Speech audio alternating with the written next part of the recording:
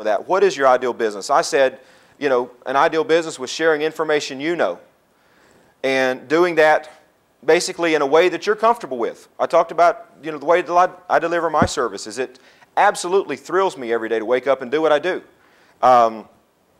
Doing it to people you select. And ladies and gentlemen, you do have a right to choose who you do business with.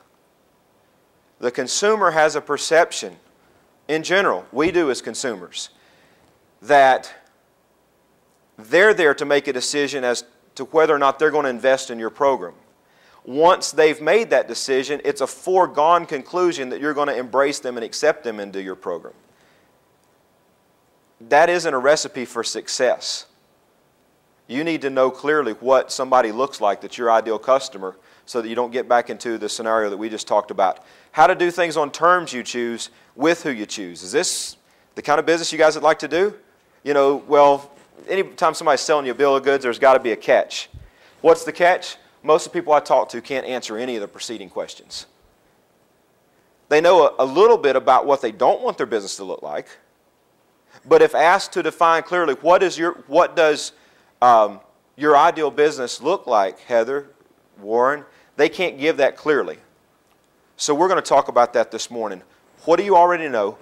What format in delivering that business are you comfortable with? Who do you want to do business with? What are your terms and where do you want to work?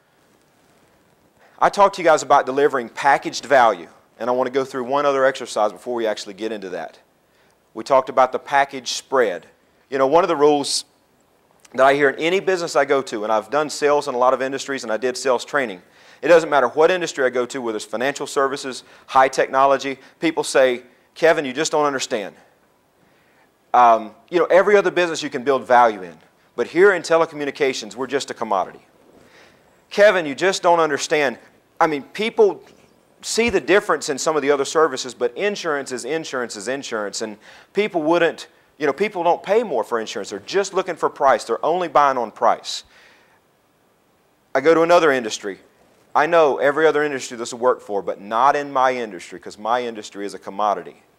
So can you add value to a commodity just by creating a package spread? I asked my wife to do an experiment for me. She went down to the local Walmart. She found out if she went and bought a head of lettuce that came straight from the field, it was worth 99 cents. Ladies and gentlemen, is a head of lettuce about as much of a commodity as you can get? How many of you would like to try to make money making the package spread on a head of lettuce? 2 pounds, put it in a little weigh machine, 2 pounds, 99 cents. Go to the next store, 2 pounds, 98 cents. Go to the next store, 2 pounds, $1. Just not a lot of difference there in value on a head of lettuce. But you know, somebody decided to start marketing lettuce and found out there was indeed a way that you could create a package spread. And they went ahead and put lettuce just in a bag. And you know, ladies and gentlemen, if you go to the grocery store and buy that same head of lettuce after somebody sprayed it with water, cut it up a little bit, stick it in a bag that looks like this, 1 pound will cost you $3. So what's the purpose of that package? How many of you all have ever bought lettuce in a package or some commodity in a package? And how many of you have those valuable packages saved at home in some safe place? What'd you do with it? The bag. Mark, that was $2.50 of the value. What you kept was like not even 20%. The purpose of the packaging raises the price in this commodity by 600%, and then everybody that's sane throws it away. So I want to really ask you a question today. What are you selling? You guys decided you're stuck in the $30, $50 an hour and you're just a commodity. Nobody cares about what you offer and nobody will pay more for coaching because coaching is worth what coaching is worth, Or have you made the intuitive decision that you want to find a creative package and leverage your income to a degree that you can actually go out and create value by the way that you make your presentation? What is that package? Is the lettuce in the package any safer? Is it any more nutritious? Did they pick the most nutritious lettuce and put it in the package, or do they just put any old stuff in there? Just shove it in, guys. So is there any benefit to that? No.